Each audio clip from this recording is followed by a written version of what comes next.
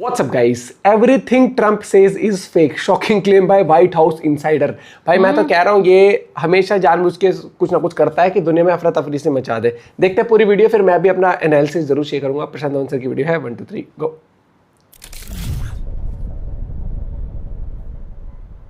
नमस्कार, welcome to career to Prashant Dhawan. Now recently Donald Trump से related आपने देखा होगा बहुत सारे आर्टिकल पब्लिश हो रहे हैं जहां पर American media, Indian media, European media तीनों एक सोर्स को कोट करते हुए ये कह रहे हैं कि डोनाल्ड ट्रंप जो भी बोलते हैं टैरिफ वॉर के बारे में, टैरिफ की डेडलाइन के बारे में, सब कुछ फेक है, सब कुछ दुनिया के सामने एक ड्रामा किया जा रहा है स्टॉक मार्केट को मैनिपुलेट करने के लिए।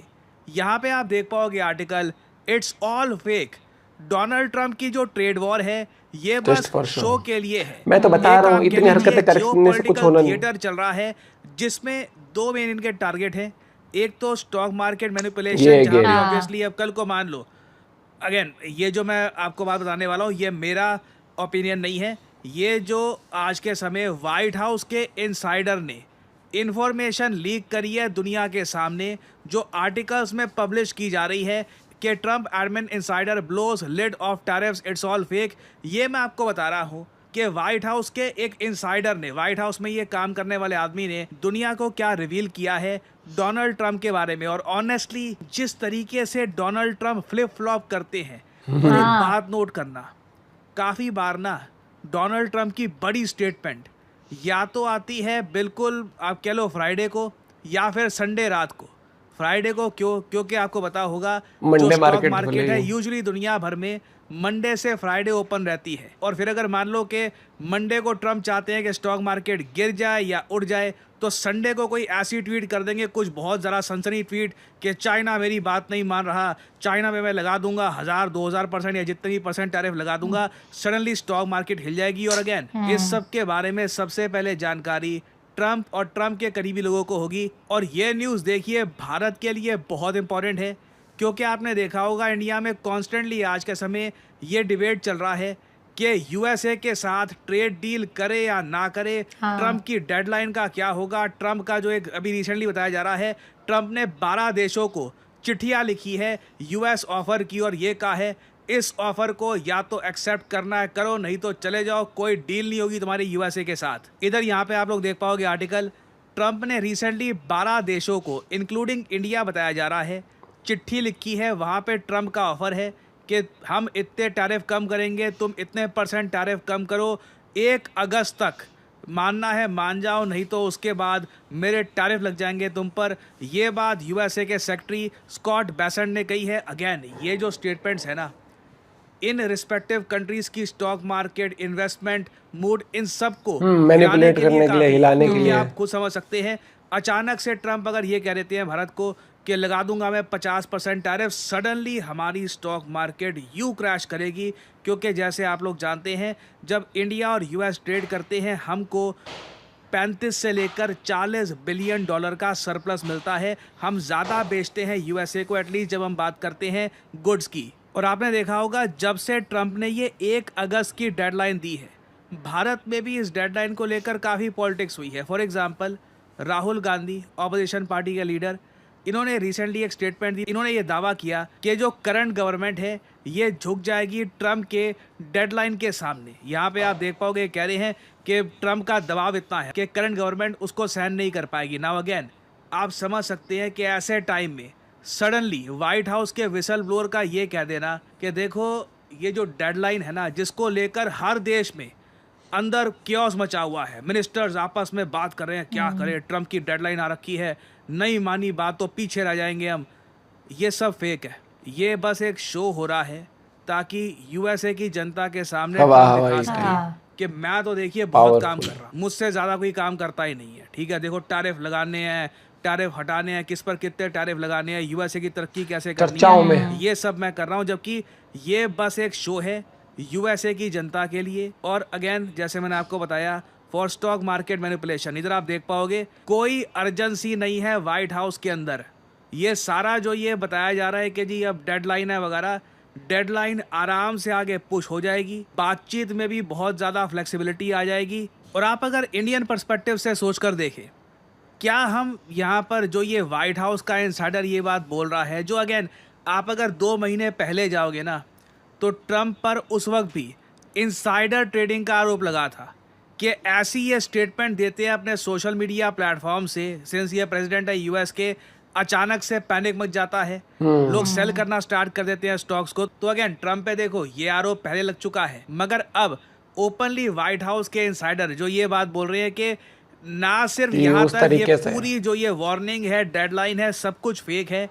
कहीं ना कहीं ये इंडिया के पॉलिसी मेकर्स को भी ये न्यूज़ देखनी होगी कि क्या हम जो ये सोर्स बेस्ड न्यूज़ है इस पर यकीन करें, क्योंकि मैं आपको ये बता दूं इंडिया और यूएस की ट्रेड डील बहुत करीब है। बताया जा रहा है कि इंडिया यूएसए की जो मिनी ट्रेड डील होगी इसके बारे में इंफॉर्मेशन हमको 7 तारीख को मिल जाएगी। हो सकता है कि एक एग्रीमेंट 10% टैरिफ का, जहाँ पे 10% टैरिफ इन्वॉल्व होंगे, ये फाइनलाइज किया जाएगा ahead of the Trump deadline. Now एक बात नोट करने वाली ये है, रिसेंटली भारत ने भी अपनी इंटेंशन दिखाई है कि जो 25% टैरिफ यूएस ने लगा दिए हैं इंडियन ऑटोमोबाइल सेक्टर पे, जैसे टाटाज और महिंद्रा जो गाड़ियाँ एक्सपोर्ट करते हैं टू यूएस फ्रॉम इंडिया, उस पर 25% टैरिफ लगा दिए हैं।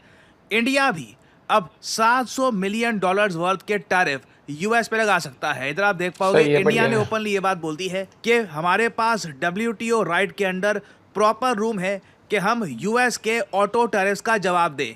ये जो मूव है इससे बायलैटरल एग्रीमेंट टॉक्स पे कुछ इम्पैक्ट होगा नहीं, बट इंडिया एक क्लियर मैसेज भेज रहा होगा यूएसए को कि अगर तुम ज्यादा हवाबाजी करोगे उस लगा रहे हैं ना आज के समय, ऐसा नहीं है कि बातचीत इसके बेसिस पे होगी। अगर आप टैरिफ्स लगाएंगे, टैरिफ्स हम भी लगाएंगे। और आपने देखा होगा भारत के कॉमर्स मिनिस्टर ने भी रिसेंटली एक बहुत ही ज्यादा इंपॉर्टेंट स्टेटमेंट दी है कि जो नेगोशिएशंस है ट्रेड डील को लेकर, ये डेडलाइन के बेसिस पे नहीं होगी कि कोई बोल दे कि जी इस डेडलाइन तक ये डील साइन करो नहीं तो deal is off the table.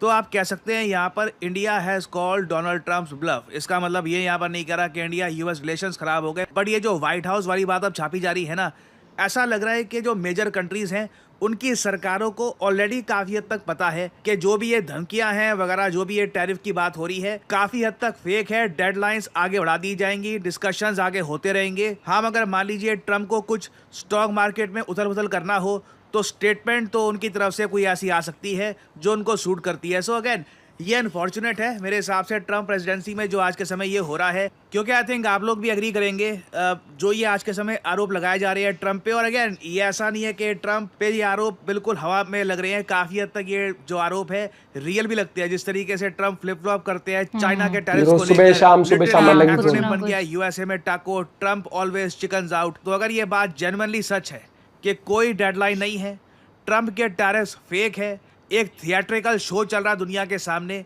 तो ये अनफॉर्चुनेट है। क्योंकि टैरिफ्स, ट्रेड डील्स वगैरह ये ऐसी चीज़ नहीं है जिसको लेकर एक बस शो होना चाहिए। These are very important things. और कई लोग अनफॉर्चुनेटली अपनी लाइफ सेविंग्स का एक बड़ा अमाउंट इन्वेस्टमेंट्स में और जगह पैनिक करके निकाल भी लेते हैं, क्योंकि उनको लगता है कि कुछ बड़ा होने वाला है, कुछ यहाँ पर डोनाल्ड ट्रम्प कुछ बड़ा कर देंगे एंड एवरीथिंग विल फॉल। तो यहाँ पर मैं आप लोगों से पूछना चाहूँगा कि आपके हिसाब से जो ये व्हाइट हाउस इनसाइडर की रिपोर्ट है, क्या आपके हिसाब से ये सही है या फिर आप मानते हैं कि नहीं? लिखिएगा कमेंट सेक्शन में, मैं जानना चाहूँगा आपका ओपिनियन।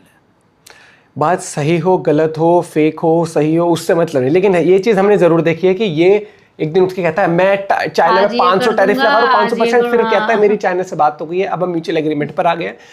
तो ये जब सोता है और जब ये उठता है तो उसके बीच में इसका तो क्या होता है ये हमें नहीं पता, इसकी क्या सोच चलती है वो नहीं पता, क्या खा के सोता है ये नहीं पता। लेकिन हाँ, मुझे जॉन लीवर वाला कैरेक्टर जरूर याद आता है, भूला, भैया भूल गया कल क्या कहा था, कल से उठ के फिर अलग ही जोन में रहता है। और मैं तो शुरू से ही हमेशा उससे मुझे लगा कि स्टॉक मार्केट के साथ खिलवाड़ करवाता है, ये करवाता है ना, फिर ऐसी स्टेटमेंट जरूर देता है कि जिनसे उसको पता है कहीं ना कहीं अफरा तफरी मच जाए, और ये चीज़ है। लेकिन जिस तरीके से ये डोमिनेंस दिखा रहा है ट्रेड में, मैं तो ये ठोक दूंगा वो ठोक दूंगा, कुछ नहीं होना इससे, और ये ठोक के कर क्या लेगा, अपना ही नुकसान करेगा। ये नुकसान अपने ही लोगों का करेगा ये आने वाले टाइम में, और रिलेशंस खराब करने वाली बात है। साल 2 साल 3 साल कर लेगा, दूसरा प्रेसिडेंट आएगा वो अपना ठीक कर लेगा। अपने खुद के वहां पे भी जो भी बिजनेसमैन है इतने, उनसे भी तो खराब कर लिए रिलेशन अपने। अब एप्पल को चेतावनी दे रहा है, एलन मस्क को चेतावनी दे रहा है, हर एक चीज को दे रहा है। ये सोच रहा है कि आई एम द बॉस, बाकी निकलो। भाई एक पोस्ट मिली है, उस पोस्ट का सही इस्तेमाल किया जाता है। डोमिनेंस और डिक्टेटरशिप, ट्रू डिक्टेटरशिप जो कहते हैं ना भाषणों में, ये होती है इस तरीके की ठीक है, लोग समझते मैं नहीं तो है ये फिर। कर दूंगा वो कर दूंगा। हाँ, अब पता नहीं ये तो रिजिम भी चेंज करा रहा था, फिर ये तो पता ना कुछ और भी कर रहा था, फिर अब एंड ऑफ द डे बिल्कुल ही नोबल पीस भी चाहिए, वॉर भी रोक दिया, रात में वॉर रोक देता है, ये सुबह वॉर करा देता है, फिर रोक देता है, अलग जोन में चल रहा है। आप अपने पॉइंट भी शेयर कर सकते हो। बाकी मिलते हैं वीडियो के साथ, बाय बाय, टेक केयर।